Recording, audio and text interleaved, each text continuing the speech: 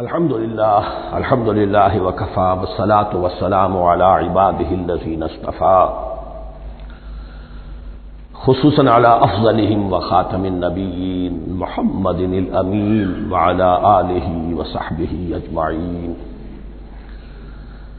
اما بعد فاعوذ باللہ من الشیطان الرجیم بسم اللہ الرحمن الرحیم ما ننسخ من آیت او ننسها نأت بخیر منها او مثلها الم تعلم ان اللہ علی کل شیء قدیر الم تعلم ان اللہ له ملک السماوات والارض وما لکم من دون اللہ من ولی ولا نصیر صدق اللہ العظیم۔ ان آیات مبارکہ کا ترجمہ اگرچہ ہم کر چکے ہیں، لیکن اس کا جو اصل مفہوم ہے اور اس کا پس منظر ہے اس کو سمجھنا ضروری ہے۔ آپ کو معلوم ہے کہ اللہ کا دین آدم سے لے کر این دم تک ایک ہی ہے۔ نوح کا دین، موسیٰ کا دین، عیسیٰ کا دین، محمد کا دین صلی اللہ علیہ وسلم علیہ الصلوۃ والسلام، دین ایک ہی ہے۔ شریعتوں میں فرق رہا ہے، اور یہ فرق جو رہا ہے اس کا اصل سبب یہ ہے کہ نوع انسانی مختلف اعتبارات سے ارتقاء کی مراحل طے کر رہی تھی۔ ذہنی پختگی، شعور کی پختگی، پھر سوشل ایولیوشن، تمدنی ارتقاء، یہ مسلسل جاری تھا۔ لہذا اس ارتقاء کے جس مرحلے میں رسول آئے اسی کی مناسبت سے ان کو تعلیمات دے دی گئی۔ ان میں وہ حصے بھی تھے کہ جو ایٹرنل ہیں، جو ہمیشہ رہیں گے، اور ایسے بھی تھے کہ جو اس زمانے کی مناسبت سے تھے۔ اب جب اگلا رسول آئے گا تو ظاہر بات ہے کہ ان میں سے کچھ چیزوں میں تغیر و تبدل ہو جائے گا، کچھ چیزیں نئی آ جائیں گی، کچھ پرانی ساقط ہو جائیں گی۔ یہ پرانی چیزوں کا ساقط ہونا یہ کہلاتا ہے ناسخ ہونا، ناسخ و منسوخ کا مسئلہ، کہ وہ حکم منسوخ ہو گیا اور اس کی جگہ پر کوئی اور حکم آ گیا ہے۔ یا تو اللہ تعالیٰ تعین کے ساتھ منسوخ فرماتے ہیں، یا یہ کہ اس شے کو سرے سے لوگوں کے ذہنوں سے زائل کر دیتے ہیں۔ اعتراض یہ کر رہے تھے یہودی کہ اگر تو یہ دین وہی ہے جو موسیٰ کا تھا تو ظاہر بات ہے کہ پھر شریعت پوری وہی ہونی چاہیے۔ اس کے اعتراض کا جواب ہے جو یہاں دیا جا رہا ہے، اور یہی مسئلہ پھر قرآن میں بھی ہے۔ قرآن کی بھی تدریج کے ساتھ شریعت کی تکمیل ہوئی ہے۔ جیسا کہ میں نے پہلے عرض کیا تھا، شریعت کا بلو پرنٹ آپ کو سورہ بقرہ میں مل جائے گا آگے چل کر، لیکن شریعت کی تکمیل ہوئی ہے سورہ مائدہ میں۔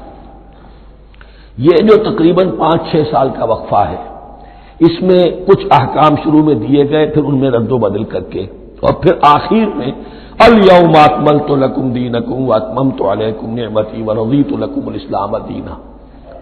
تو یہ ناسخ و منسوخ کا مسئلہ صرف سابقہ شریعتوں اور شریعت محمدی میں نہیں ہے صلی اللہ علیہ وسلم، بلکہ خود شریعت محمدی میں بھی زمانی اعتبار سے ارتقا ہوا ہے کہ پہلے شراب کے بارے میں حکم دیا گیا کہ اس کی مضرت زیادہ ہے، گناہ کا پہلو زیادہ ہے، کچھ فائدے بھی ہیں، بس۔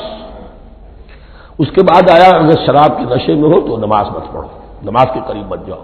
تو مائدہ میں آخری حکم آ گیا، حال انتم منتہون، اب باز آتے ہو کہ نہیں آتے، حرام کر دیا گیا۔ تو یہ تدریجاً ہوا ہے۔ تو ناسخ و منسوخ قرآن میں بھی ہے، اور ناسخ و منسوخ قرآن اور تورات کے مابین بھی ہے۔ تو ہم نہیں منسوخ کرتے کوئی آیت یا بھلوا دیتے ہیں اس کو، نہ آتے بخیر منہا، ہم اس سے بھی بہتر لے آتے ہیں، او مثلہا، یا اس جیسی ہی۔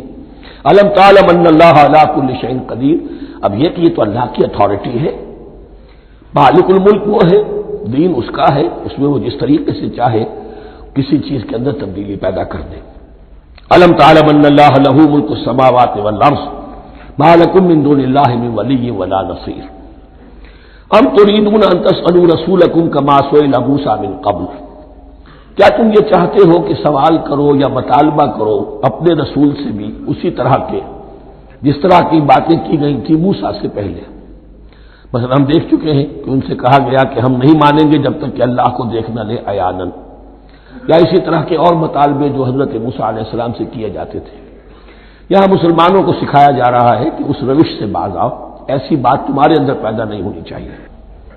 وَمَن يَتَبَدَّلِ الْكُفْرَ بِالْإِيمَانِ فَقَدْ ضَلَّ سَوَاءَ السَّبِيلِ، ظاہر بات ہے ایسی حرکتیں بھی اب مسلمانوں میں سے بھی جو منافقین ان میں شامل تھے وہی کر رہے ہوں گے اس لیے فرمایا کہ جو کوئی ایمان کو ہاتھ سے دے کر کفر کو لے لے گا، یعنی منافق کیونکہ دو طرفہ ہوتا ہے، اب اس کا بھی امکان ہوتا ہے کہ یکسو ہو جائے کفر کی طرف، اور اس کا بھی امکان ہوتا ہے کہ بالآخر یکسو ہو جائے ایمان کی طرف۔ مذبذبین بین ذالک کی کیفیت میں جو مبتلا ہے، اس کے دو یہ امکانات ہیں۔ تو جو کفر کی طرف جا کر مستقل طور پر راغب ہو گیا اس کا ذکر ہے، ومن یتبدل الکفر بالایمان فقد ضل سواء السبیل، تو وہ تو سیدھی راہ سے بھٹک گیا۔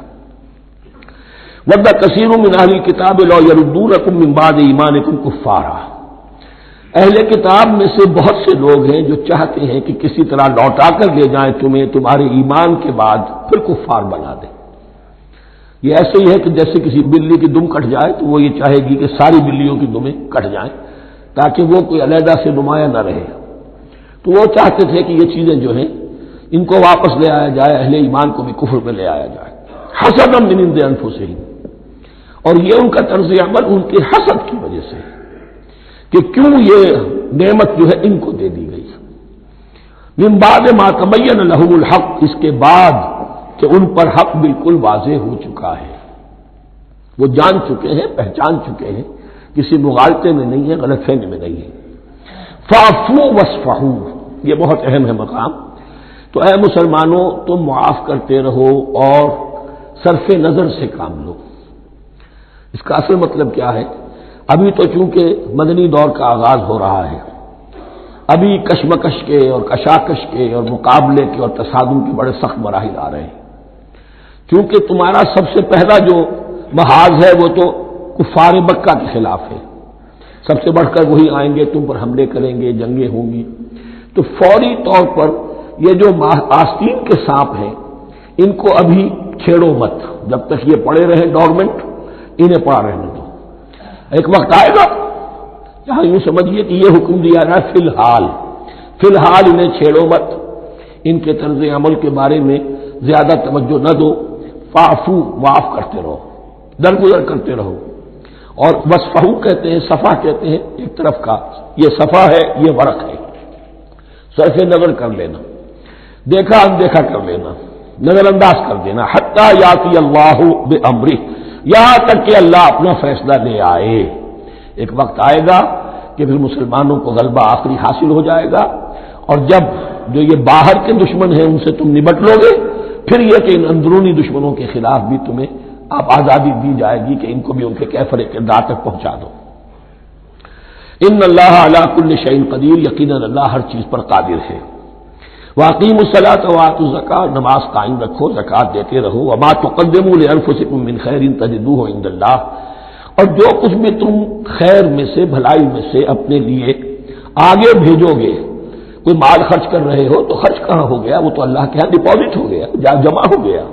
وما تقدموا لانفسکم من خیر تجدوہ عند اللہ، اسے اللہ کے پاس پاؤ گے۔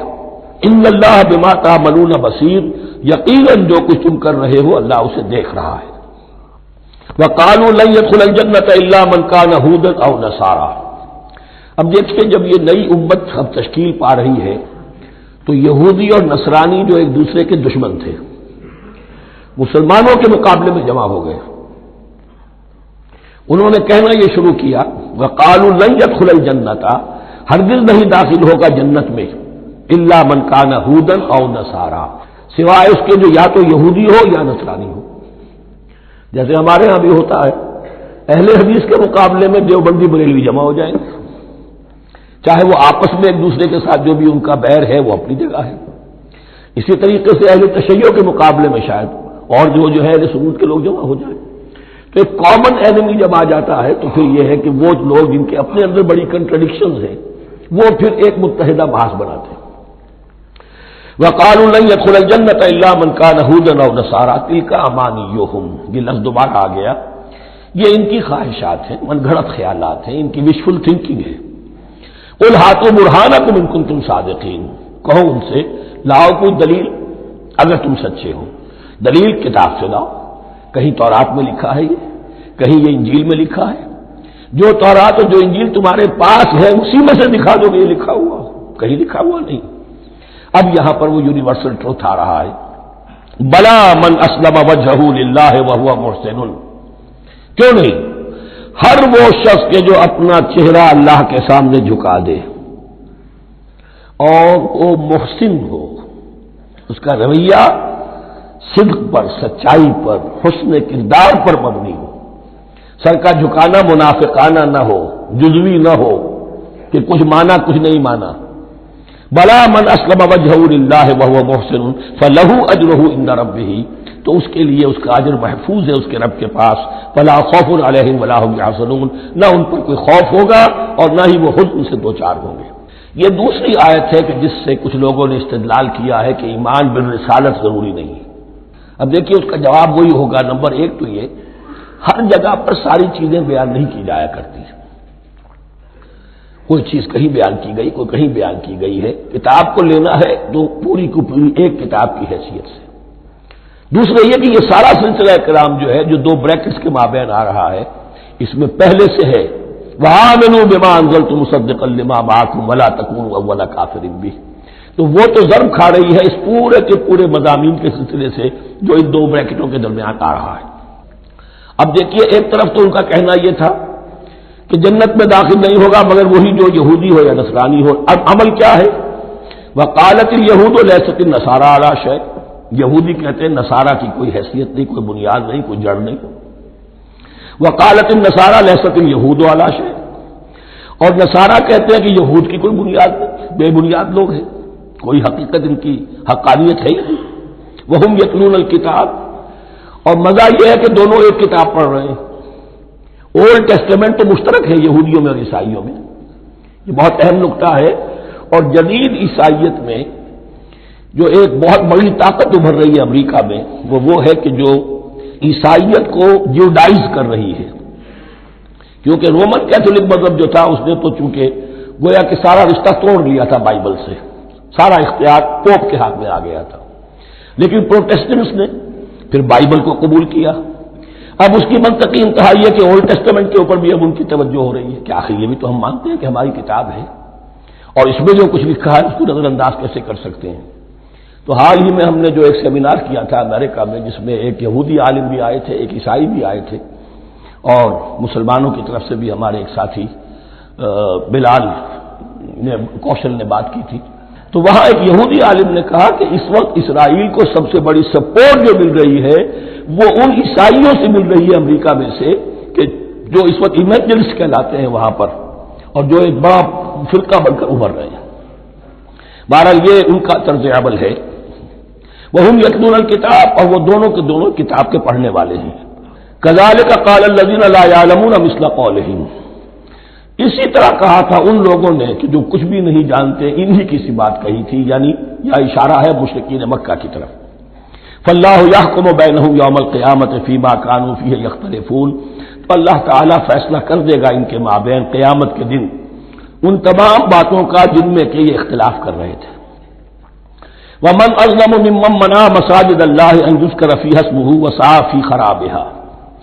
اب دیکھیے یہاں جو بخیہ یہ آیات آ رہی ہیں، تو اگرچہ خطاب تو ہے وہ بریکٹس کے مابین، خطاب میں بنی اسرائیل، لیکن اب یہاں کچھ ریفرنسز اہل مکہ کی طرف شروع ہو گئے ہیں، اور اس کے بعد سے حضرت ابراہیم کا تذکرہ آئے گا، پھر تحویل قبلہ کا ذکر آئے گا۔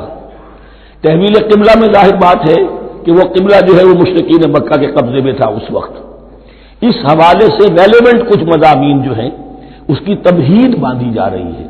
یہ ساری تمہید ہے جو آگے آنے والا مضمون ہے تحویل قبلہ، جو علامت تھی اس بات کی کہ اب وہ سابقہ امت مسلمہ معزول کر دی گئی اور نئی امت محمد صلی اللہ علیہ وسلم اس مقام پر نصب کر دی گئی، انسٹال کر دی گئی۔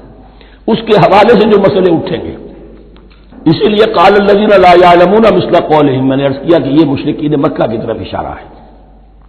ومن اظلم ممن منع مساجد اللہ یذکر فیہا اسمہ، اس سے بڑھ کر ظالم کون ہوگا جو اللہ تعالی کی مسجدوں سے لوگوں کو روکے کہ وہ اس میں اس کا نام لے سکے۔ چونکہ مشرکین مکہ نے مسلمانوں کو محروم کر دیا تھا حرم سے، اب وہاں جانے کی ان کو اجازت نہیں تھی۔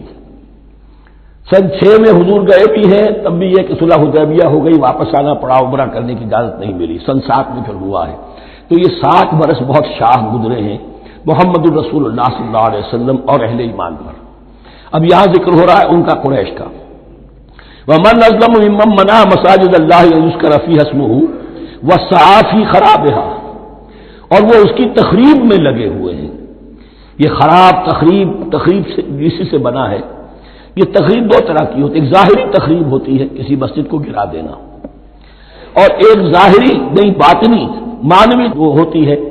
وہ جو تخریب ہے وہ یہ ہے کہ توحید کی بجائے اسے شرک کا اڈا بنا دیا ہے۔ وہ تو دنیا کے بتکدوں میں پہلا وہ گھر خدا کا، ہم اس کے پاسباں ہیں، وہ پاسباں ہمارا، 360 بت رکھ دیے گئے اس گھر میں لا کر، جو ابراہیم نے تعبیر کیا تھا توحید خالص کے لیے۔ وَسَعَىٰ فِي خَرَابِهَا، یہ لفظ ذرا نوٹ کر لیجئے، یہ ایک حدیث میں بھی آیا ہے، بڑی دلدوز حدیث ہے، اور میں چاہتا ہوں کہ آپ اسے ذہن میں رکھیں۔ حضور نے فرمایا یوشک ان یاتی علی الناس زمان، اندیشہ ہے کہ لوگوں پر یعنی میری امت پر ایک زمانہ ایسا بھی آ جائے گا، اب گنتے جائیے، لا یبقى من الاسلام الا اسمہ، اسلام میں سے اس کے نام کے سوا کچھ نہیں بچے گا، ولا یبقى من القرآن الا رسمہ، قرآن میں سے اس کے رسم الخط، الفاظ اور حروف کے سوا کچھ نہیں بچے گا۔ اسی کی اللہ تعالی نے ضمانت دی ہے، یہ محفوظ رہے گا رسم عثمانی۔ مساجدہم عامرۃ، ان کی مسجدیں آباد تو بہت ہوں گی، وہی خراب من الہدی، ہدایت سے خالی ہو جائیں گے۔ یہ خراب کے لفظ سے ہی خراب من الہدی، وعلماؤہم شر الناس تحت عظیم السماء، اور ان کے علماء آسمان کی چھت کے نیچے کی بدترین انسان ہیں۔ من عندہم تخرج الفتنۃ وفیہم تعود، فتنہ انہی کے اندر سے برآمد ہوگا، انہی میں گھس جائے گا، یعنی ان کا کام فتنہ انگیزی، مخالفت، جنگ و جدال، بھڑکانا، اپنے اپنے فرقے کے لوگوں کے جذبات کو بھڑکاتے رہنا اور مسلمانوں کے اندر اختلافات کو ہوا دینا، یہی ان کا کام رہ جائے گا۔ آج جن کو ہم علماء کہتے ہیں، ان کی عظیم اکثریت اس کیفیت سے دوچار ہو چکی ہے۔ جب مذہب اور دین پیشہ بن جائے تو کوئی خیر اس میں باقی نہیں رہتا۔ یہ دین اور مذہب پیشہ نہیں تھا، اسلام میں کوئی پیشوائیت نہیں، اسلام میں کوئی پاپائیت نہیں، اسلام میں کوئی برہمنزم نہیں، اسلام تو ایک کھلا، ہر شخص کتاب اللہ پڑھے، ہر شخص عربی سیکھے، ہر شخص کو امامت کے قابل ہونا چاہیے، ہر شخص اپنی بچی کا نکاح خود پڑھائے، ہر شخص اپنے والد کا جنازہ خود پڑھے۔ یہ جو ہم نے پیشہ بنا دیا ہے اور پھر انہیں پیسے دیتے، ظاہر بات ہے کہ پھر اس پیشے کے اندر تو پیشے میں عیب نہیں، رکھیے نہ فرہاد کو نام، پھر تو پیشہ میں تو جو کچھ پیشہ ورانہ چشمکیں ہوتی ہیں اور جو خباثتیں ہوتی ہیں وہ آتی ہیں۔ لیکن ساتھ ہی یہ بات واضح رہے کہ علماء حق سے دنیا خالی نہیں ہوگی، علماء حق بھی ہیں، لیکن کسی کے ماتھے پر لکھا ہوا نہیں ہوتا کہ یہ علماء حقانی میں سے اور یہ علماء سوء میں سے ہے۔ باقی یہ صحیح بات ہے کہ اکثریت ادھر جا چکی ہے، ورنہ امت کا بیڑا غرق نہ ہوتا، سیدھی بات۔ یہ بیڑا غرق ہوا ہے تو آخر کوئی سبب ہے۔ اولئک ما کان لہم ان یدخلوها الا خائفین، ایسے لوگوں کو تو سوائے اس کے ان کا کوئی مقام نہیں ہے کہ انہیں داخل ہونے کی بھی اجازت نہیں ہونی چاہیے اس میں، یعنی اللہ کی مسجدوں میں، مگر خوف زدہ ہو کر، ڈر کر۔ لہم فی الدنیا خزی، ان کے لیے دنیا میں بھی رسوائی اور ذلت ہے، وَلَهُمْ فِي الْآخِرَةِ عَذَابٌ عَظِيمٌ، اور آخرت میں ان کے لیے عذاب عظیم ہے۔ وَلِلَّهِ الْمَشْرِقُ وَالْمَغْرِبُ، اب دیکھیے تمہید ہو رہی ہے تحویل قبلہ کے لیے۔ اب ظاہر بات ہے کہ بڑی حساس جو ہے وہ ایک کیفیت تھی یہ، تو یروشلم کے ساتھ جن کو دلچسپی تھی اور ان کے دلوں میں اس کی عقیدت تھی، مکہ مکرمہ اور بیت اللہ کے ساتھ جن کو دلچسپی تھی اور ان کے دلوں میں اس کی عقیدت تھی، تو اس حوالے سے یہ قبلہ بدلنا، 2 دفعہ بدلا ہے قبلہ۔ پہلے آ کے مدینے میں حضور نے یروشلم کی طرف 16 مہینے نماز پڑھی اور پھر تحویل قبلہ ہوا، تو اب اس میں کئی امتحان ہو گئے، وہ آگے آ جائے گا، لیکن اس کی تمہید باندھی جا رہی ہے۔ للہ المشرق والمغرب، مشرق اور مغرب سب اللہ کے ہیں، یعنی اگر ہم رخ کرتے ہیں مغرب کی طرف تو اس کے معنی یہ نہیں ہے کہ اللہ مغرب میں ہے، معاذ اللہ، اللہ تو جہت سے، مقام سے، ماورا وراء الورا۔ یہ تو یہ ہے کہ ایک یکسانیت پیدا کرنے کے لیے اجتماعی رنگ دینے کے لیے ایک چیز کو قبلہ بنا دیا، علامت ہے۔ غالب نے ٹھیک کہا ہے، قبلے کو اہل نظر قبلہ نما کہتے ہیں۔ قبلہ جو ہے وہ مسجود تو نہیں ہے پرے سرحد ادراک سے اپنا مسجود، قبلے کو اہل نظر قبلہ نما کہتے ہیں۔ للہ المشرق والمغرب فینما تولوا فثم وجہ اللہ، جدھر میں تم رخ کرو گے وہ اللہ ہی کا رخ ہے۔ ان اللہ واسع علیم، یقیناً اللہ بہت وسعت والا ہے، بہت وسعت والا ہے، وہ کسی سمت میں محدود نہیں ہے، اور علیم ہے، ہر شے کا جاننے والا ہے۔ دیکھیے یہاں یہ آیت کہہ کے اور چھوڑ دیا مسئلہ، اگلے مسئلے پر آ گئے۔ آگے آپ کو پتہ چلے گا کہ یہ در حقیقت ایک تمہید باندھی جا رہی ہے تحویل قبلہ کے لیے۔ وقالوا اتخذ اللہ ولدا سبحانہ، اور ان میں وہ بھی ہیں، اب ظاہر بات ہے یہاں پھر اشارہ ہو رہا ہے وہ اہل مکہ کی طرف، جنہوں نے یہ کہا ہے کہ اللہ نے اولاد اپنے لیے اختیار کی، یعنی وہ کہتے تھے کہ یہ جو فرشتے ہیں یہ اللہ کی بیٹیاں ہیں، نصارہ کہتے تھے کہ حضرت مسیح اللہ کے بیٹے ہیں، اور یہودیوں کا بھی ایک گروہ ایسا تھا جو حضرت عزیر کو اللہ کا بیٹا کہتا تھا۔ بل لہ ما فی السماوات والارض، نہیں، آسمانوں اور زمین میں جو کچھ ہے اسی کی ملکیت ہے، سب مخلوق ہے، مملوک ہے، خالق اور مالک صرف وہ ہے۔ کل لہ قانتون، اور سب کے سب اس کے فرما بردار ہیں، بڑے سے بڑا رسول، بڑے سے بڑا ولی، بڑے سے بڑا فرشتہ، بڑے سے بڑے اجرام سماویہ، سب کل لہ قانتون۔ بدیع السماوات والارض، وہ آسمانوں اور زمین کو پیدا کرنے والا ہے بغیر کسی شے کے۔ یہ ابداع اور خلق، ان میں فرق ہے۔ ابداع، بلکہ شاہ ولی اللہ دہلوی نے حجت اللہ البالغہ کا جو پہلا چیپٹر ہے اس کو یہی 3 عنوان دیے ہیں۔ اللہ تعالیٰ کے افعال بنیادی طور پر 3 ہیں، ابداع، خلق، تدبیر۔ ابداع ہے جسے انگریزی میں کہتے ہیں کریشن ایکس نہیلو، آدم میں محض سے کچھ بنا دیا، کچھ نہیں تھا اور بنا دیا، کن فیکون، یہ ابداع ہے۔ خلق ہے اب ایک چیز سے دوسری چیز بنانا، گارے سے انسان بنایا، یہ تخلیق ہے، آگ سے جن بنایا، یہ تخلیق ہے، نور سے فرشتے بنایا، یہ تخلیق ہے۔ تو ابداع بدیع وہ ہے کہ جس نے نئی چیز، اسی لیے بدعت ہمارے ہاں کہلاتی ہے وہ شے جو دین میں نہیں تھی اور خام خواہ لا کے شامل کر دی گئی، جس کی کوئی جڑ بنیاد دین میں نہیں ہے، وہ بدعت ہے۔ اس سے یہ لفظ بدیع السماوات والارض، وَإِذَا قَضَىٰ أَمْرًا فَإِنَّمَا يَقُولُ لَهُ كُن فَيَكُونُ، اس کی شان تو یہ ہے کہ جب وہ کسی معاملے کا فیصلہ کر لیتا ہے تو بس کہتا ہے کہ ہو جا، اور وہ ہو جاتی ہے۔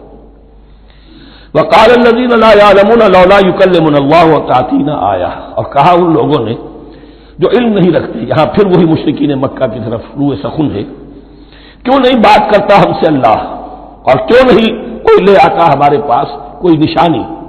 یہ میں عرض کر چکا ہوں، یہ مضمون جو ہے کہ ان کا مطالبہ تھا بہت شدت کے ساتھ کہ کوئی معجزے ویسے ہی دکھاؤ جیسے تم کہتے ہو کہ عیسیٰ نے دکھائے تھے، موسیٰ نے دکھائے تھے، تو ہمارے یہ مطالبے پورے کر دو، ہم مان لیں گے۔ یہ ذکر آئے گا سورہ انعام میں اور پھر سورہ بنی اسرائیل میں۔ کذالک قال الذین من قبلہم مثل قولہم، اسی طرح کی باتیں جو لوگ ان سے پہلے آئے تھے وہ بھی کہتے رہے۔ تشابہت قلوبہم، ان کے دل ایک دوسرے سے مشابہ ہو گئے ہیں۔ قد بینا الآیات لقوم یوقنون، اور ہم نے تو اپنی آیات کو واضح کر دیا ہے ان لوگوں کے لیے جو یقین کرنا چاہیں۔ انا ارسلناک بالحق بشیرا ونذیرا، اے نبی ہم نے آپ کو بھیجا ہے حق کے ساتھ بشیر اور نذیر بنا کر۔ بنیادی حیثیت آپ کی یہ ہے کہ آپ اہل حق کو بشارت دیں، فراح و ریحان و جنت النعیم، فسلام لک من اصحاب الیمین، یہ بشارت دیجیے۔ اور جو غلط راستے پر جائیں، کفر کریں، منافقت میں مبتلا ہوں، ملحد ہوں اور بدعملی کریں، ان کو آپ خبردار کر دیجئے کہ جہنم ان کے لیے تیار کر دی گئی ہے۔ آپ کا کام دعوت ہے، ابلاغ ہے، تبلیغ ہے، نصیحت ہے۔ ولا تسأل عن اصحاب الجحیم، آپ سے سوال نہیں کیا جائے گا جہنمیوں کے بارے میں کہ محمد یہ کیوں جہنم میں پہنچ گئے، ہم نے تو بھیجا تھا، تمہارے ہوتے ہوئے یہ جہنمی کیوں ہو گئے، نہیں، یہ آپ کی ذمہ داری نہیں ہے۔ کون جنت میں جانا چاہتا ہے، کون جہنم میں جانا چاہتا ہے، یہ آدمی کا اپنا فیصلہ ہے۔ آپ کا کام ہے کہ حق کو واضح کر دیں، ہاں وضاحت میں کمی نہ رہ جائے، حق واضح ہو جائے، کوئی اشتباہ نہ ہو، بالکل مبرہن ہو جائے، واضح ہو جائے، بس یہ ذمہ داری آپ کی ہے، اس سے زیادہ نہیں۔ یہ مسئولیت جو ہوتی ہے، انسان اگر اپنی اصل مسئولیت سے زیادہ ذمہ داری اپنے سر پر ڈال لے تو اس سے بھی بہت بڑی بڑی گمراہیاں پیدا ہوتی ہیں، اور اس کا جو تذکرہ ہو رہا ہے بڑی گمراہی تو معاذ اللہ وہ تو ہمارے حوالے سے ہوتی ہے۔ ہمارے ہاں کی بہت سی جماعتیں جو ہیں اسی طرح کی غلطیوں کی وجہ سے وہ غلط راستوں پر پڑ گئی، پوری تحریکیں برباد ہو گئی۔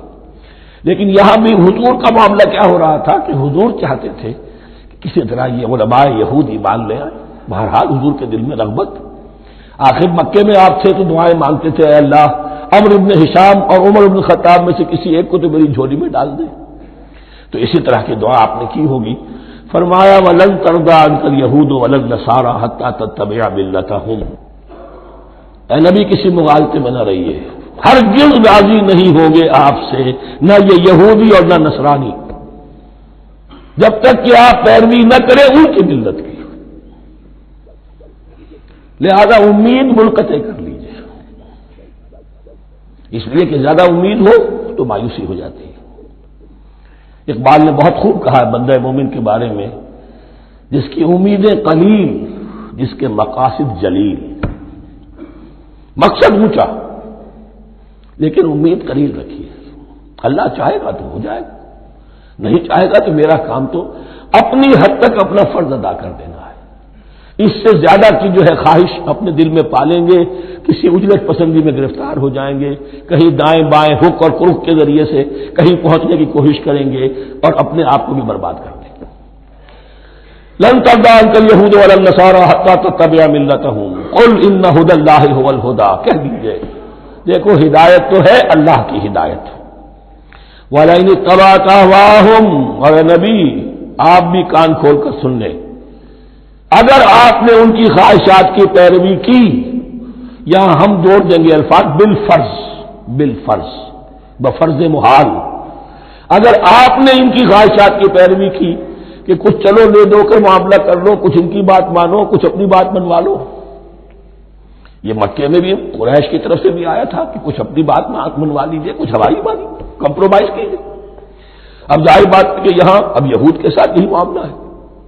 وَلَئِنِ اتَّبَعْتَ أَهْوَاءَهُمْ بَعْدَ الَّذِي جَاءَكَ مِنَ الْعِلْمِ مَا لَكَ مِنَ اللَّهِ مِنْ وَلِيٍّ وَلَا نَصِيرٍ، اور اگر بفرض محال آپ نے پیروی کی ان کی خواہشات کی، اس کے بعد کہ آپ کے پاس علم آ چکا، تو نہیں ہوگا کوئی بھی اللہ کے مقابلے میں آپ کے لیے کوئی مددگار یا حمایتی۔ معاذ اللہ معاذ اللہ، حق کی تلوار بڑی ننگی ہے، اور یہاں اللہ کا عدل یہ فرد سے فرد تک بدلتا نہیں ہے، نہ امت سے امت کی طرف بدلے گا۔ قوم اور کسی اور قوم سے ایک معاملہ، کسی دوسری قوم سے کوئی اور معاملہ نہیں۔ اللہ کے اصول ہیں، اللہ کے قوانین ہیں، اس کی فطرت ہے، فطرت اللہ التی فطر الناس علیہا، پھر یہ کہ اس کی سنت ہے، لن تجد لسنت اللہ تحویلا ولن تجد لسنت اللہ تبدیلا۔ الذین آتیناہم الکتاب یتلونہ حق تلاوتہ، وہ لوگ کہ جنہیں ہم کتاب دیتے ہیں وہ اس کی تلاوت کرتے ہیں جیسا کہ اس کی تلاوت کا حق ہے۔ اس پر میں نے اپنے کتابچے میں بحث کی ہے، تلاوت کا اصل حق کیا ہے۔ مسلمانوں پر قرآن مجید کے حقوق نامی کتابچہ، اب یہاں پہ تفصیل سے بیان کرنے کا وقت نہیں ہے، لیکن ایک بات جان لیجیے کہ تلاوت کا لفظ جو قرآن کے لیے قرآن نے اختیار کیا، یہ بڑا ذو معنیین ہے۔ تلا یتلو ہم اسے بھی کہتے ہیں پڑھنا، اور تلا یتلو کسی کے پیچھے پیچھے چلنے کو کہتے ہیں۔ والشمس وضحاها والقمر اذا تلاها، سورج کے بعد پیچھے آتا ہے چاند۔ تو یتلو کے معنی کیا ہے؟ when you are reading the book you are following the text۔ بعض لوگوں کو دیکھا ہوگا انگلیوں کی چلتی ہے ساتھ ساتھ، وہ بیچارے جو زیادہ ماہر نہیں ہیں تو تاکہ نگاہ ادھر سے ادھر نہ ہو جائے، ایک سطح سے دوسری سطح پر نہ پہنچ جائے، انگلی بھی ساتھ ساتھ پھیرتے ہیں، تو فالوئنگ دی ٹیکسٹ۔ لیکن اس تلاوت کا اصل حق کیا ہوگا؟ جب آپ اس کتاب کو فالو کریں، اسے اپنا امام بنائیں، اس کے پیچھے چلیں، اس کا اتباع کریں، اس کی پیروی کریں، جس کی کہ دعا ہم کرتے ہیں وَاجْعَلْهُ لَنَا إِمَامًا وَنُورًا وَهُدًى وَرَحْمَةً، تو اللہ تو بنائے گا ہمارا امام اس کو اسی وقت جب کہ ہم فیصلہ کر لیں کہ ہم اس کتاب کے پیچھے چلیں گے۔ الذین آتیناہم الکتاب یتلونہ حق تلاوتہ اولئک یؤمنون بہ، جو اللہ کی کتاب کی تلاوت کا حق ادا کرے اور اس کی پیروی بھی کرے، وہی ہے جو اس پر ایمان رکھتے ہیں۔ جو نہ تلاوت کا حق ادا کرے نہ پیروی کرے، وہ دعویٰ کرے کہ ہمارا ایمان ہے تورات پر اور کتاب پر، تو یہ دعویٰ جو ہے جھوٹا دعویٰ ہے۔ میں وہ حدیث آپ کو سنا چکا ہوں، ما آمن بالقرآن من استحل محارمہ، جس شخص نے قرآن کی کسی حرام کردہ شے کو اپنے لیے حلال کر لیا، اس کا قرآن پر کوئی ایمان نہیں۔ ومن یکفر بہ فاولئک ھم الخاسرون، اور جو اس کا کفر کرے گا تو وہی لوگ ہیں خسارے میں رہنے والے۔ اب وہ بریکٹ بند ہو رہی ہے، وہ آیت کے جو چھٹے رکوع کے شروع میں آئی تھی دوبارہ آ گئی جوں کہ توں، یا بنی اسرائیل اذکروا نعمتی التی انعمت علیکم وانی فضلتکم علی العالمین۔ یہ ترتیب ذہن میں رکھیے۔ اور دوسری آیت بھی جو کہ تو، صرف یہ ہے کہ ترتیب تھوڑی سی بدلی ہے۔ بریکٹ یوں بناتے ہو تو اس کی چونچ ادھر ہوتی ہے تو اس کی چونچ ادھر ہوتی ہے، تو اسی طریقے سے ذہن میں رکھیے کہ دوسری آیت کی ترتیب تھوڑی سی بدل دی، درمیانی، اور وہ بھی درمیان میں چونچ والا معاملہ جو ہوتا ہے۔ واتقوا یوما لا تجزی نفس عن نفس شیئا، یہ تو جو کہ تو وہی ہے، ڈرو اس دن سے جس دن کوئی جان کسی دوسری جان کے کام نہ آ سکے گی۔ ولا يقبل منها عدل، وہاں کیا تھا ولا يقبل منها شفاعت، یہاں کیا آیا ولا يقبل منها عدل، نہ اس سے کوئی فدیہ قبول کیا جائے گا۔ ولا تنفعها شفاعت، یہ شفاعت بعد میں لے آئے، عدل پہلے لے آئے، وہاں شفاعت پہلے ہے عدل بعد میں، بس یہ تبدیلی ہے۔ ولا هم ينصرون، اور یہ پھر جو کا تو وہی جو پہلی آیت میں تھا، جو چھٹے رکوع کی دوسری آیت ختم ہوئی، نہیں انہیں کوئی مدد مل سکے گی۔ یہ جو حصہ تھا جو تقریباً 10 رکوعوں پر مشتمل تھا، سورہ بقرہ کے 18 رکوع کہ جن میں روح سخن ہے سابقہ امت مسلمہ کی طرف، 4 رکوع بڑے عموم کے حامل تھے، لیکن بین السطور وہاں بھی اشارے موجود تھے، روح سخن جو تھا وہ بنی اسرائیل کی طرف۔ 10 رکوعوں میں صراحت کے ساتھ ساری گفتگو انہی سے ہے، الا یہ کہ ایک جگہ مسلمانوں سے خطاب کر لیا، کچھ آخر میں اہل مکہ کا تذکرہ بھی ہو گیا۔ اب اس کے بعد ذکر شروع ہو رہا ہے حضرت ابراہیم علیہ السلام کا، وہ بات سمجھ لیجیے کہ کیا وجہ ہے اس کی۔ دیکھیے حضرت ابراہیم کی دفع کی یہ 2 شاخیں چلی، ویسے تو 3 ہیں۔ عام طور پر لوگوں کے علم میں ہے کہ 2 بیویاں تھیں، حضرت ہاجرہ سے حضرت اسماعیل پیدا ہوئے، بڑے تھے، حضرت سارہ سے حضرت اسحاق، ان کے بیٹے یعقوب، یعقوب کے 12 بیٹے بنی اسرائیل۔ حضرت اسماعیل کو حضرت ابراہیم نے آباد کیا خانہ کعبہ کے پاس لا کر، بواد غیر ذی زرع، تو وہاں یہ جو ہے نسل چلی۔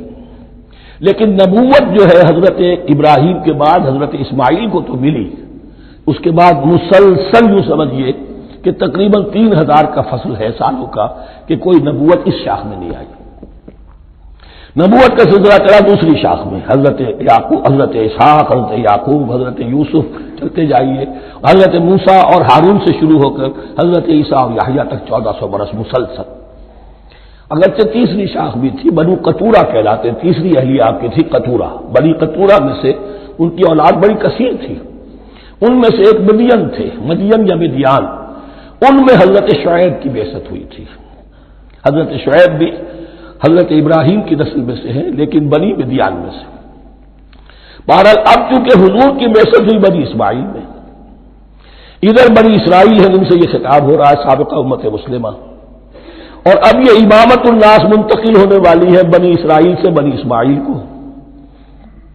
تو اب اگر اس انتقال کے وقت نقل، اگر وہ جو کامن فیکٹر ہے اس کا تذکرہ کیا جائے تو بات آسان ہو جائے گی۔ ابراہیم ہی تو جد امجد ہے نا تمہارے، تم یعقوب کی اولاد ہو ٹھیک ہے، لیکن یعقوب کس کے بیٹے تھے؟ اسحاق کس کے بیٹے تھے؟ ابراہیم کے۔ تو یہ دوسری نسل بھی تو ابراہیم ہی کی ہے۔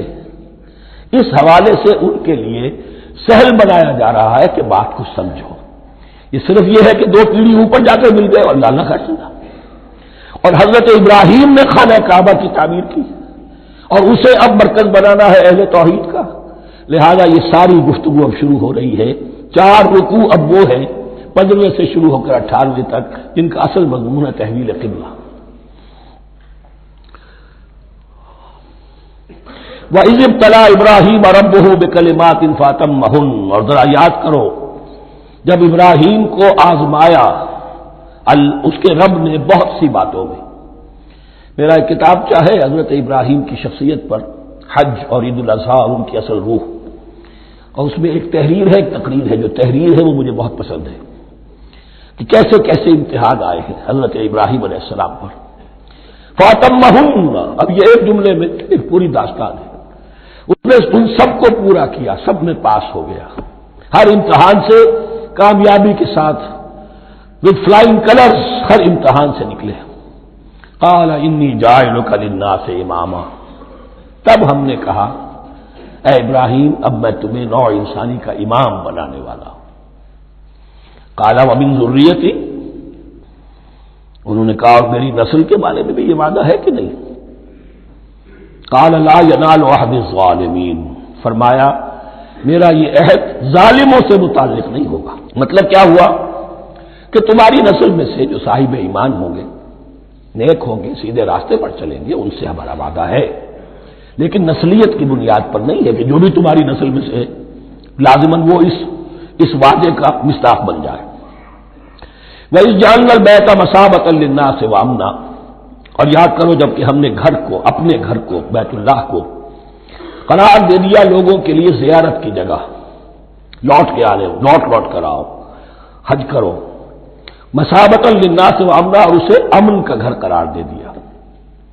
واتخذوا من مقام ابراہیم مصلی، اور ہم نے حکم دیا کہ مقام ابراہیم کو اپنی جائے نماز بنا لو، نماز پڑھنے کی جگہ بنا لو.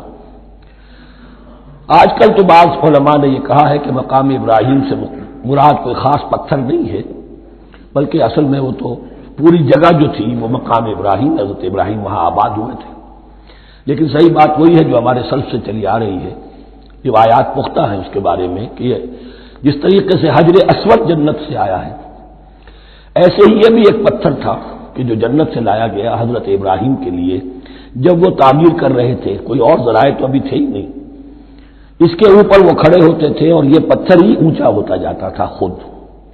اب جیسے جیسے تعمیر اوپر جا رہی ہے تو اس کے لیے یہ پتھر اونچا ہوتا تھا. وہ پتھر ہے جو مقام ابراہیم اب بھی محفوظ ہے، اور وہاں پر پھر طواف کر کے کعبے کا مکمل، پھر اس کے آس پاس جو ہے 2 رکعت جو ہے وہ ادا کی جاتی ہے نماز. وَعَهِدْنَا إِلَىٰ إِبْرَاهِيمَ وَإِسْمَاعِيلَ أَن طَهِّرَا بَيْتِيَ لِلطَّائِفِينَ وَالْعَاكِفِينَ وَالرُّكَّعِ السُّجُودِ، اور ہم نے عہد لے لیا تھا ابراہیم اور اسماعیل سے کہ تم دونوں ہمارے اس گھر کو، بیتیا میرے اس گھر کو پاک رکھو. اب یہ تطہیر بھی دونوں طرح کی ہوگی، ظاہری صفائی بھی ہو، گند نہ ہو، تاکہ ظاہر آئیں تو ان کے دلوں میں جو کدورت پیدا نہ ہو، کوفت نہ ہو، کھلی فضا ہو، صاف رکھو. اور تطہیر باطنی، وہاں توحید کا چرچا ہو، کوئی اور کفر اور شرک جو ہے وہ نہ آنے پائے. ان طہرا بیتی للطائفین والعاکفین، طواف کرنے والوں کے لیے، اعتکاف کرنے والوں کے لیے، والرکع السجود، اور رکوع اور سجود کرنے والوں کے لیے. وَإِذْ قَالَ إِبْرَاهِيمُ رَبِّ اجْعَلْ هَٰذَا بَلَدًا آمِنًا وَارْزُقْ أَهْلَهُ مِنَ الثَّمَرَاتِ مَنْ آمَنَ مِنْهُمْ بِاللَّهِ وَالْيَوْمِ الْآخِرِ. اور یاد کرو جب کہ ابراہیم نے کہا تھا اے میرے پروردگار اس گھر کو امن کی جگہ بنا دے، اور اس کے رہنے والوں، اس کے ہاں آباد ہونے والوں کو یعنی بنی اسماعیل کے لیے ان کو رزق عطا فرما، میووں کا اور پھلوں کا. من آمن منہم باللہ والیوم الآخر. اب یہاں حضرت ابراہیم خود رک گئے کہ میں اپنی ساری اولاد کے لیے یہ دعا نہ کروں، اس لیے کہ وہاں روک دیا گیا تھا لا ینال عہد الظالمین. تو جو بھی ان میں سے ایمان اور عمل صالح والے ہوں اور یوم آخر پر ایمان رکھتے ہوں، اجعل هذا البلد آمنا وارزق اهله من الثمرات من آمن منهم باللہ والیوم الآخر. اب یہاں دیکھیے اللہ تعالیٰ نے گویا کہ ہم کہیں گے ازرہ شفقت مسکراتے ہوئے گویا کہ فرمایا کہ ابراہیم قال ومن کفر، تمہاری اولاد میں سے جو کفر کرے گا فأمتعه قلیلا، اس کو بھی میں دنیا کا ساز و سامان تو دوں گا. امامت میں شامل نہیں کر سکتا، لیکن یہ کہ دنیاوی طور پر مال و متاع جو ہے وہ ان کو بھی میں دوں گا. ومن کفر فأمتعه قلیلا ثم اضطره الى عذاب النار، ہاں پھر اسے کشاں لے آؤں گا جہنم کے عذاب کی طرف. وبئس المصیر، اور وہ بہت ہی بری جگہ ہے لوٹنے کی. وَإِذْ يَرْفَعُ إِبْرَاهِيمُ الْقَوَاعِدَ مِنَ الْبَيْتِ وَإِسْمَاعِيلُ، اور یاد کرو جب کہ ابراہیم اٹھا رہے تھے ہمارے گھر کی بنیادوں کو، اور اسماعیل باپ بیٹا دونوں لگے ہوئے تھے. یہاں لفظ جو قواعد آیا ہے اس کو نوٹ کیجئے. قواعد قاعدے کی جمع ہے اور یہ بنیادوں کو کہا جاتا ہے، اور اس میں اشارہ ہے حضرت ابراہیم اصل معمار اور بانی نہیں ہے کعبے کے. کعبہ بنایا ہے حضرت آدم نے. ان اول بیت وضع للناس للذی بمکہ، پہلا گھر. اب کیسے ممکن تھا حضرت آدم علیہ السلام کے زمانے سے لے کر اور حضرت ابراہیم تک کم و بیش جو ہے 4000 برس ہے. عام اندازہ جو ہے تورات کا اگر آپ لگائیں تو کوئی مسجد نہیں بنی ہوگی کیا؟ یہ پہلا گھر ہے، پہلا وہ گھر خدا کا. تو اس کی بنیادیں رہ گئی تھیں، باقی وہ امتداد زمانہ سے، اور چونکہ یہ سیلاب کا راستہ تھا، سیلاب کی وجہ سے وہ سب جو ہے دیواریں بہہ گئی تھی، صرف بنیادیں تھیں. ان بنیادوں کو پھر وَإِذْ بَوَّأْنَا لِإِبْرَاهِيمَ مَكَانَ الْبَيْتِ، یہ سورہ حج میں جا کر مضمون تفصیل سے آئے گا. اب میں آئے گا کہتا ہوں، آ چکا ہے حقیقت کے اعتبار سے، اس لیے کہ یہ ساری مکی صورتیں ہیں جو نازل ہو چکی ہیں سورہ بقرہ سے بہت پہلے. تو جب وہ ان بنیادوں کو اٹھا رہے تھے تو دعائیں مانگ رہے تھے. ربنا تقبل منا انک انت السمیع العلیم، اے رب ہماری اس کوشش کو، ہماری اس مشقت کو، محنت کو قبول فرما. باہر گھر بنا رہے ہیں، پتھر اٹھا اٹھا کر لا رہے ہیں. حضرت اسماعیل کی عمر اس وقت لگ بھگ 13 برس ہے، ہاتھ بٹا رہے ہیں. ربنا تقبل منا انک انت السمیع العلیم، اے رب ہماری اس کوشش کو شرف قبول عطا فرما، یقیناً تو سب کچھ سننے والا اور جاننے والا ہے. ربنا وجعلنا مسلمین لک، اور اے رب ہمیں اپنا فرما بردار بنائے رکھ. نوٹ کیجئے ابراہیم کہہ رہے ہیں. تو میں اور آپ اگر مطمئن ہو جائیں کہ میری موت لازماً حق پر ہوگی تو بہت بڑا دھوکہ ہے. ڈرتے رہنا چاہیے، اللہ کی پناہ طلب کرتے رہنا چاہیے. ربنا وجعلنا مسلمین لک، اے اللہ ہم دونوں کو اپنا فرما بردار بنائے رکھ. ومن ذریتنا امۃ مسلمۃ لک، اور ہم دونوں کی نسل میں سے اٹھائیو برپا کی جو ایک امت جو تیری فرما بردار امت ہو. وارنا مناسکنا، اور اے پروردگار تیرا گھر تو ہم نے یہ بنا دیا، اب اس کے جو رسومات ہیں وہ ہمیں سکھا، جو مناسک کے حج ہیں. ارنا مناسک، اب کیسے حج کریں، کیا آداب ہوں گے، طواف کیسے ہوگا، کیا کریں گے. وتب علینا، اور ہم پر اپنی شفقت کی نظر فرما. انک انت التواب الرحیم، یقیناً تو ہی ہے بہت ہی زیادہ توبہ کا قبول فرمانے والا اور شفقت کے ساتھ رجوع کرنے والا اور رحم فرمانے والا. ربنا وبعث فیہم رسولا منہم، اور اے ہمارے پروردگار ہماری اس نسل میں، اب چونکہ ہماری نسل مراد ہے بنی اسرائیل اسماعیل کی نسل میں سے تو نہیں ہے نا، یہاں دونوں کی نسل سے مراد ہے تو وہ بنی اسماعیل. ہماری اس نسل میں اٹھائی ہو ایک رسول انہی میں سے، باہر کا نہ ہو، کوئی مغایرت کا اجنبیت کا پردہ حائل نہ ہو. وہ کیا کرے، یتلو علیہم آیاتک، تیری آیات ان کو پڑھ کر سنائے. وَيُعَلِّمُهُمُ الْكِتَابَ وَالْحِکْمَةَ، اور صرف سنائے نہیں، تعلیم دے انہیں کتاب اور حکمت کی. صرف سنا دینا تو بہت آسان کام ہے، سکھانا، تعلیم دینا، دلوں میں بٹھانا. اور حکمت، وَيُزَكِّيهِمْ، اور ان کو پاک کرے، ان کا تزکیہ کرے، ان کے دلوں میں تیری محبت اور آخرت کی طلب کے سوا کوئی طلب باقی نہ رہنے دے. انک انت العزیز الحکیم، یقیناً پروردگار تو ہی ہے زبردست اور کمال حکمت والا. وَمَن يَرْغَبُ عَن مِّلَّةِ إِبْرَاهِيمَ إِلَّا مَن سَفِهَ نَفْسَهُ، اور ایسا شخص کون سا ہوگا جو ابراہیم کے طریقے سے منہ موڑے. یہ رغبت کا لفظ عربی زبان میں دونوں طرف جاتا ہے. رغبہ الی، کسی شے کی طرف رغبت ہونا، محبت ہونا، میلان ہونا، اور رغبہ عن، کسی شے سے متنفر ہونا، کسی شے سے ابا کرنا، اس کو چھوڑ دینا.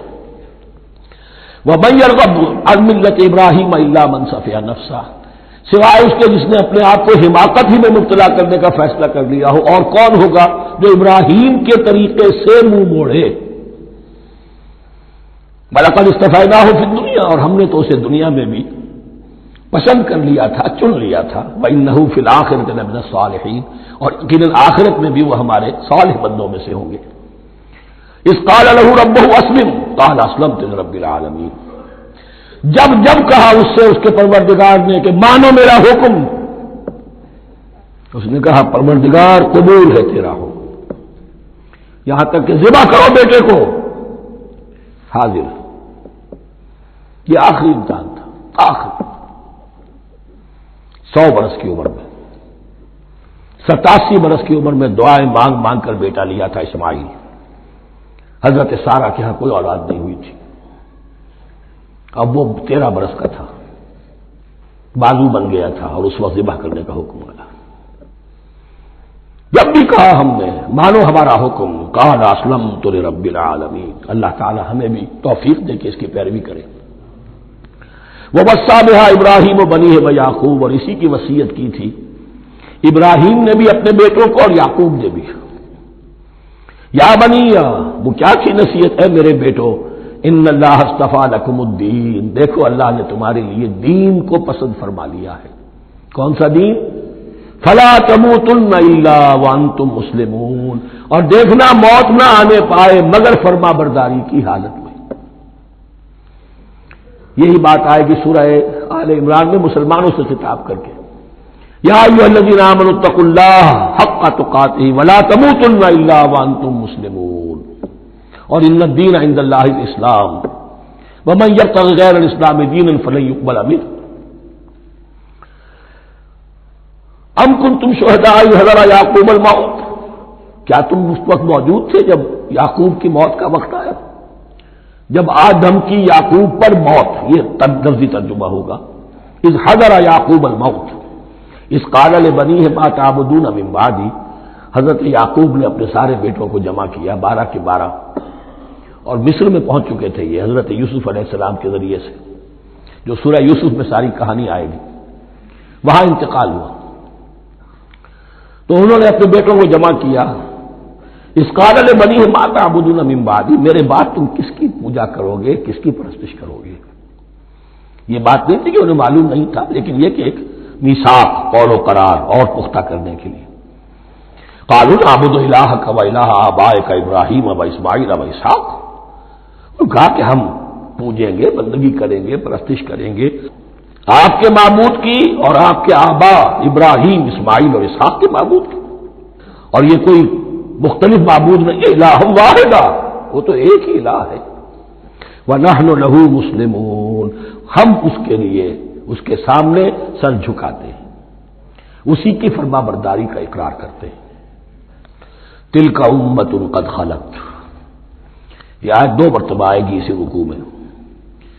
یہ ایک گروہ تھا انسانوں کا جو گزر گیا، ابراہیم، اسماعیل، اسحاق، یعقوب، ان کی اولاد، قد خلت، وہ گزر گئے۔ لہا ما کسبت ولکم ما کسبتم، ان کے لیے تھا جو انہوں نے کمایا، اور تمہارے لیے ہوگا جو تم کماؤ گے۔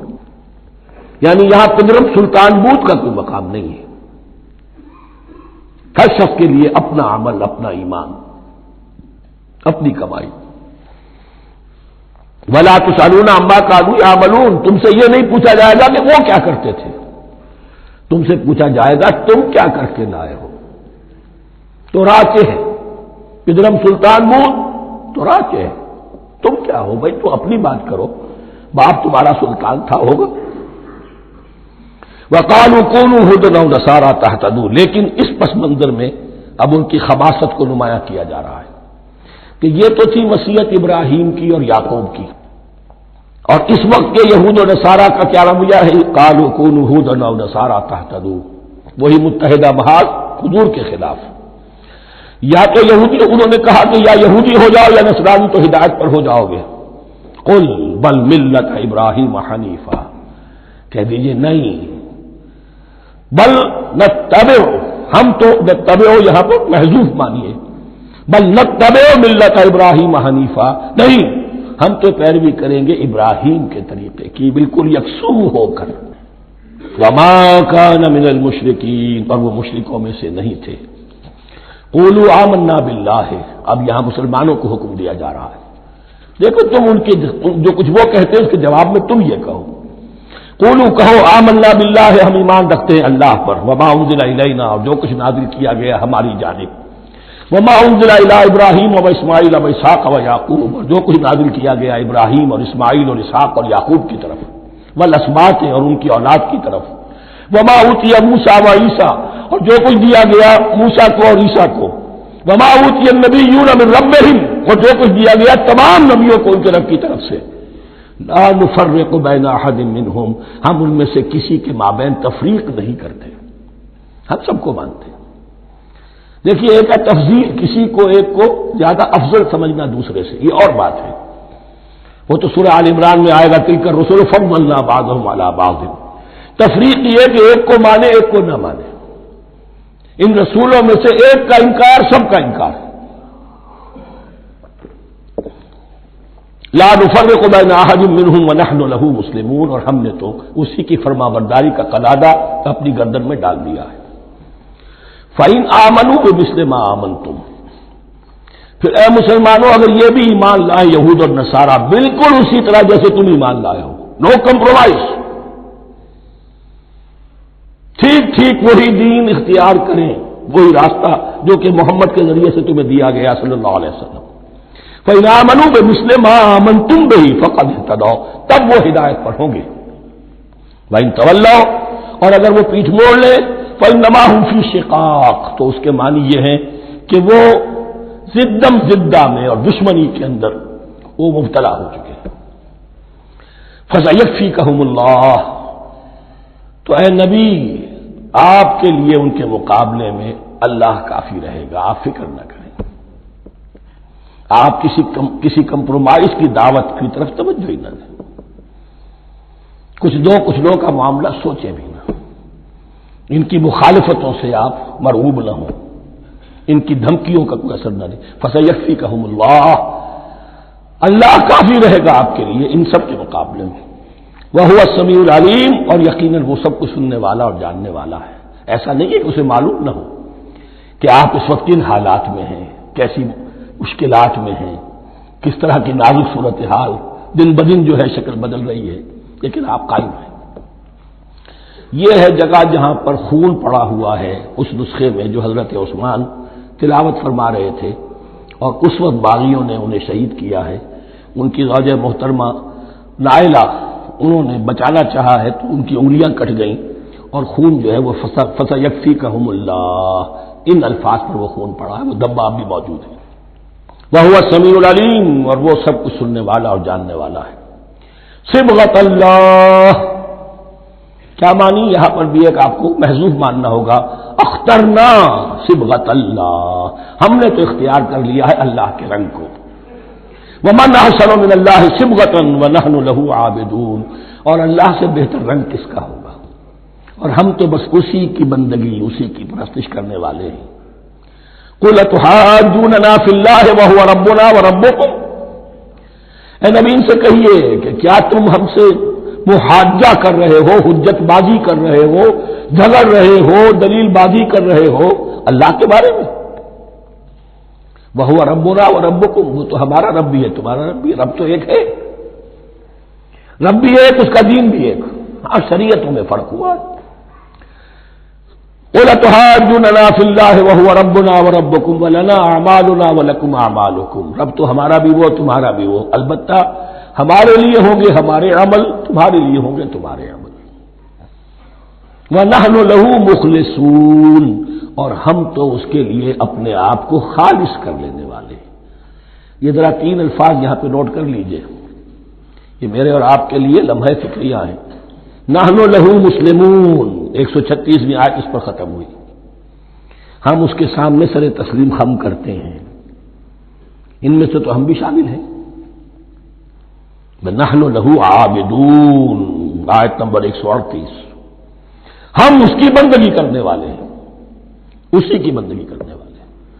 تو صرف اسلام نہیں، عبادت اور ٹوٹل عبادت، ٹوٹل بندگی، پوری زندگی میں اس کے ہر حکم کی پیروی اور اطاعت۔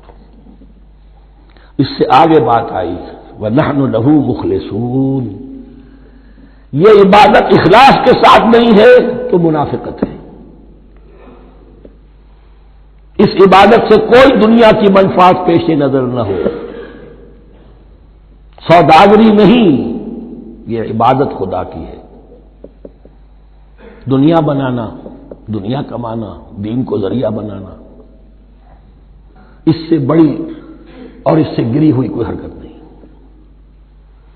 اخلاص، حضور نے فرمایا من صلی یرائی فقط اشرکا ومن صام یرائی فقط اشرکا ومن تصدق یرائی فقط اشرکا۔ جس نے نماز پڑھی دکھاوے کے لیے اس نے شرک کیا، جس نے روزہ رکھا دکھاوے کے لیے اس نے شرک کیا، اور جس نے صدقہ خیرات دیا دکھاوے کے لیے اس نے شرک کیا۔ فنحن له مخلصون، نحن له مسلمون، نحن له عابدون، نحن له مخلصون۔ اللهم ربنا اجعلنا منهم، اللهم ربنا اجعلنا منهم۔ ام تقولون ان ابراہیم واسماعیل واسحاق ویعقوب والاسباط كانوا هودا او نصارى، کیا تمہارا کہنا یہ ہے کہ ابراہیم اور اسماعیل اور اسحاق اور یعقوب اور ان کی اولاد یہودی تھے یا نصرانی تھے؟ تم جو کہتے ہو کہ یا یہودی ہو جاؤ یا نصرانی تب ہدایت پاؤ گے، تو ابراہیم یہودی تھے یا نصرانی؟ اور اسحاق اور یعقوب اور یوسف اور موسیٰ اور عیسیٰ یہ کون تھے؟ یہی بات آج مسلمانوں کو سوچنی چاہیے۔ محمد الرسول اللہ اور ان کے اصحاب دیوبندی تھے یا بریلوی تھے یا اہل حدیث تھے یا شیعہ تھے یا سنی تھے؟ ان تقسیموں سے اوپر ہونے کی ضرورت ہے۔ اللہ کے ساتھ اخلاص کا تقاضا یہ ہے، ٹھیک ہے ایک فقہی مسلک کے اعتبار سے ایک شخص کسی مسلک کی پیروی کر رہا ہے، لیکن اپنے آپ کو اس سے آئیڈینٹیفائی کرانا اور اس مسلک کو مقدم رکھنا دین پر، اور اس مسلک ہی کے لیے محنت اور مشقت اور بھاگ دوڑ تبلیغ ہو رہی ہے اسی کی، یہ چیز بالکل اس اصل حقیقت کے خلاف ہے کہ جو اللہ کے دین نے ہمیں سکھائی ہے۔ ام تقولون ان ابراہیم واسماعیل واسحاق ویعقوب والاسباط كانوا هودا او نصارى قل انتم اعلم ام اللہ، کہیے ان سے کہ تم زیادہ جانتے ہو یا اللہ زیادہ جانتا ہے۔ من اظلم ممن كتم شهادة عنده من اللہ، کان کھول کر سن لو، اس سے بڑھ کر ظالم کون ہوگا جس نے اللہ کی ایک گواہی جو اس کے پاس تھی اسے چھپا لیا۔ تمہارے پاس گواہیاں ہیں، علماء یہود جانتے تھے یہ اللہ کے رسول ہیں جن کے ہم منتظر تھے، اس گواہی کو چھپائے بیٹھے۔ ومن اظلم ممن كتم شهادة عنده من اللہ وما اللہ بغافل عما تعملون، اور اللہ ہرگز غافل نہیں ہے کہ اس سے جو تم کر رہے ہو۔ تلک امۃ قد خلت، یہ گروہ مقدس جماعت تھی یہ جس کے یہ گلے سرسبد تھے، یہ گزر گئے۔ لہا ما کسبت ولکم ما کسبتم، جو کمائی انہوں نے کی، جو عمل انہوں نے کمائے وہ ان کے لیے، تمہارے لیے نہیں۔ تمہارے لیے وہ ہوگا جو تم کماؤ گے۔ ولا تسألون عما كانوا يعملون، اور تم سے ان کے عمل کے بارے میں نہیں پوچھا جائے گا کہ انہوں نے کیا کیا، تم سے سوال یہ ہوگا کہ تم نے کیا کیا۔ بارک اللہ لی ولکم فی القرآن العظیم ونفعنی وإیاکم بالآیات والذکر الحکیم۔